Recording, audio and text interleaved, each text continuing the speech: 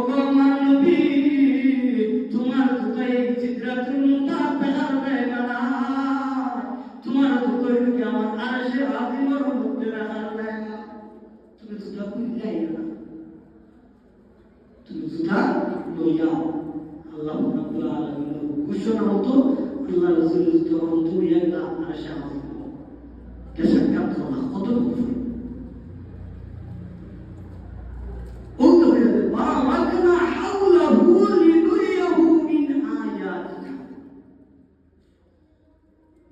এমন মানে যে লিনুরিয়াহু দুইটার মূল একত্র হইলে যে প্রকাশ হয় এই নূরের মধ্যে কিটা থাকে না, কোন ব্যবধান থাকে না। আল্লাহ রাব্বুল আলামিন ঘোষণা করেন যে আমার হাবিব আমি তোমারে দেখতাম, তুমি আমারে দেখো, তোমার আর আমার দেখার মধ্যে কিটা থাকতো না, কোনো পর্দা থাকতো না, তোমার আর আমার দেখার মধ্যে কোনো পর্দা থাকতো না। ও আল্লাহ রাব্বুল আলামিন তার পর্দা উঠাইয়া দিয়া আল্লাহ রাব্বুল আলামিন তার দিদার দেখাইয়া তার হাবিবকে দিদার দেখাইয়া আল্লাহ ঘোষণা আল্লাহ রাসূল যে ও আল্লাহ আমার তো ইয়াই নাই, আমার উম্মত হতে যে দাও তোমার ৭০,০০০ উম্মত আমি মাফ করে দেই, বিনা হিসাবে বুঝলেন না। ৭০,০০০ উন্নত রাখিতা আমার ঘোষণা আল্লাহ দিতে পারি না, আমার এত উন্নত হল আর সাধারণ ৭০,০০০ আপনি আমার বুঝতে পারি না, কেন দিতে পারে না।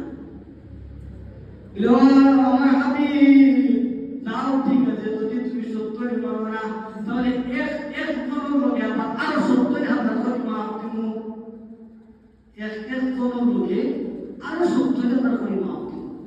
আমার কত হইল ৪৯,০০০ কোটি উম্মত, তখন এক তোমার এক উম্মতের মাফ করে নিয়ে যেতে পারো, এই ৭০,০০০ উম্মতের মাফ করতে ৪৯,০০০ কোটি উম্মত। এখন বুঝো পাও যে কত উম্মত আল্লাহ রাসূলের এই দুনিয়ার জমিনে আইবা।